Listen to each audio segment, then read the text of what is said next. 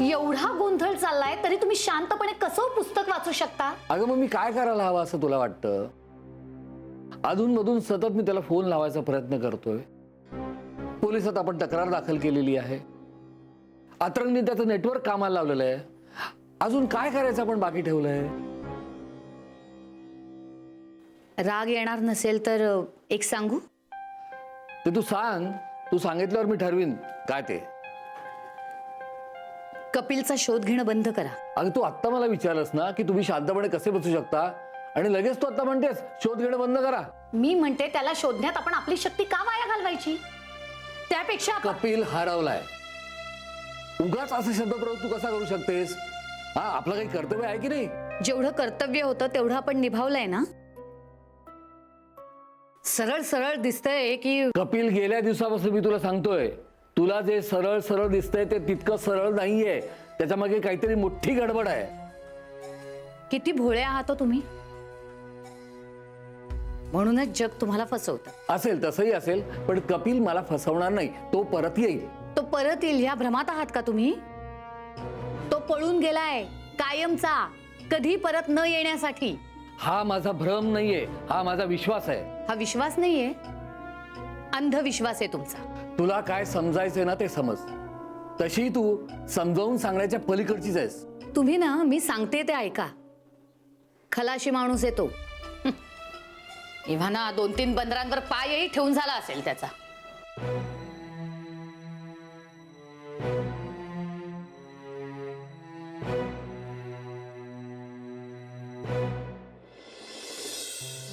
हिंदूशी मी वाद घातला खरा, पण शेवटी सत्य हेच आहे की कपिल इकडे नाही. त्याचा फोन येतो अधूनमधून सगळ्यांनाच, पण फोनवर तो नीट काही सांगत नाही. आता इंदूच्या डोळ्यात दिसणारं प्रश्नचिन्ह मला सगळ्यांच्या डोळ्यात दिसायला लागलंय. अजून किती दिवस मी सगळ्यांना थोपवू शकणार आहे? मला माझं मन सांगतंय कपिल कशात तरी अडकलाय. तो का सांगत नाही कशात अडकलाय? अजून किती वेळ मी सगळ्यांना उत्तर देऊ शकणार आहे? गौरी तर बिचारी विचार करून थकून गेली आहे.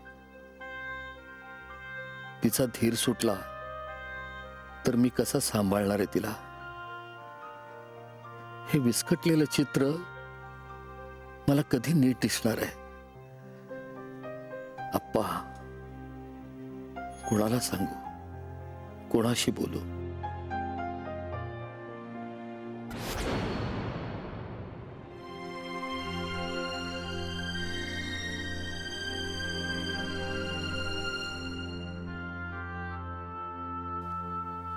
अण्णा, अरे हिरेन, तुम्हाला काही हवं आहे का? कपिल हवा आहे, पण तो भेटतच नाहीये.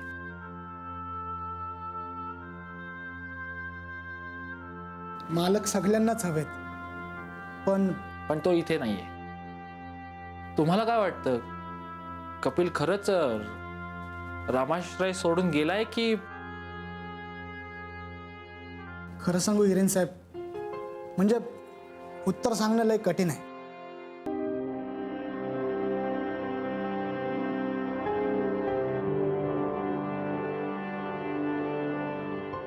मी जाऊ? हो जा.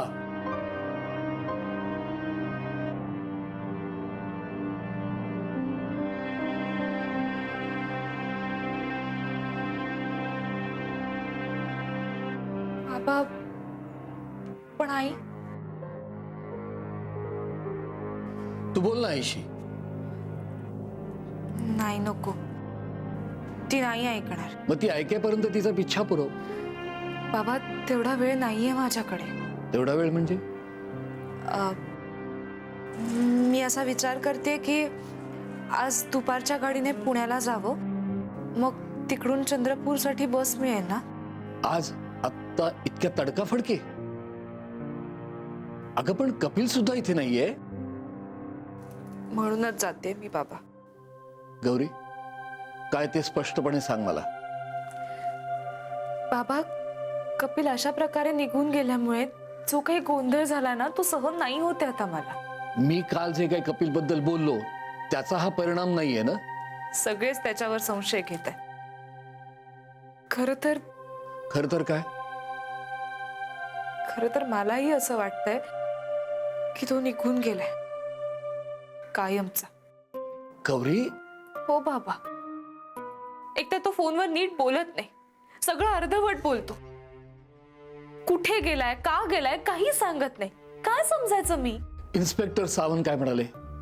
सावंत साहेब म्हणतात की काहीतरी गडबड. पण काय गडबड आहे? तू फोन करतोयस ना, मग स्पष्टपणे बोल ना. कोणी धमकी देतंय का, कोणी फोर्स करतंय का, काय आहे ते मोकळेपणाने सांग ना. पण सभोवतालची परिस्थितीच जर अशी असेल की त्याला मोकळेपणाने बोलता येत नसेल तर? काही मला नाही वाटत असं. गौरी, तू खूप निगेटिव्ह झालीस. असं काय पॉझिटिव्ह चाललंय बाबा? गौरी, तुझ्या मनात काय विचार चाललेत, तुला काय वाटतंय हे मी समजू शकतो, पण त्यातून सुटकेचा हा मार्ग नाही. पण मी माझ्या पुरता मार्ग काढलाय. मला थोडे दिवस घरापासून लांब राहायचंय. सगळं काही आलबेल असताना तू समाजसेवा करायला निघाली असतीस तर मी तुला कधीच अडवलं नसतं. पण आत्ता ह्या परिस्थितीत तुझं इथून निघून जाणं हा मला पळपुटेपणा वाटतोय, मला पटत नाहीये. मग मी जाऊ नको का बाबा? मला ना ब्रेक हवाय या सगळ्या वातावरणापासून, सगळ्यांच्या या प्रश्नांपासून, नजरांपासून, सगळ्यापासून. आता तू जायचंच म्हणतेस तर मी तुला अडवणार नाही, पण मला ही वेळ अयोग्य वाटते. बाबा, हे जे काही चालू आहे ना, हे सगळं माझ्या सहनशक्तीच्या पलीकडचं आहे.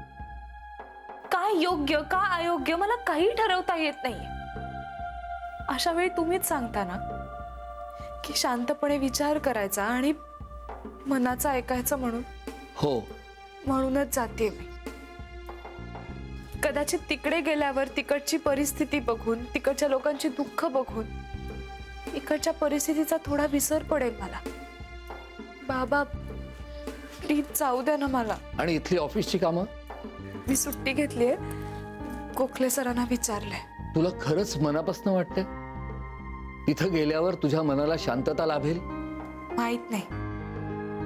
खरं तर बाबा मला केव्हाच जायचं होतं, पण सौरभशी साखरपुडा, नंतर हा सगळा गोंधळ, त्यामुळे वेळच नाही मिळाला. ठीक आहे, जा तू. बाबा पण मग आई? आईला मी समजावेन, तुझा.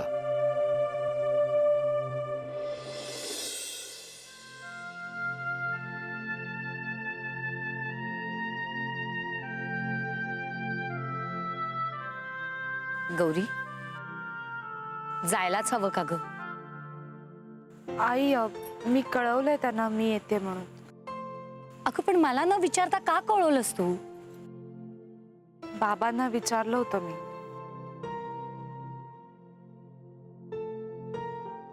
अच्छा, म्हणजे मला विचारणं महत्वाचं वाटलं नाही तुला? आई मला जायचंय. मला परवानगी हवी होती, जी तू नसती दिलीस. नसतेच दिली. तुला माहितीये, माझ्या नजरेसमोरून एक क्षणभरही नाहीशी झालेली चालत नाहीस तू मला. आई अगं मी ट्रिपसाठी नाही चालली आहे, मी समाजसेवा करायला चालली. कुठे जातेस तू? कोकणाच्या बाहेर एका छोट्या गावात जाते. एवढ्या लांब जायची काय गरज आहे? आपल्या गावाच्याही आजूबाजूला लहान लहान गाव आहेत, तिथेही गरज आहे समाजसेवेची, तिथे जाऊन कर ना. आई मला नाही राहायचं इथे. मला थोडे दिवस हे सगळ्यापासून लांब जायचंय. कपिल निघून गेलाय म्हणून जातेस ना? गौरी, अगं एखादा माणूस आपल्या आयुष्यातून निघून गेलं म्हणून आपण काही जगणं नाही सोडत.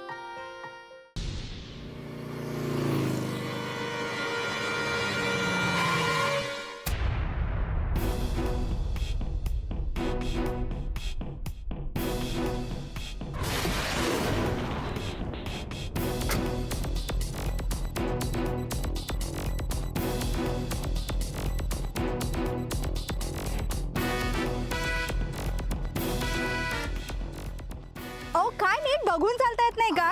गाडी जास्त स्पीड मध्ये असती तर काय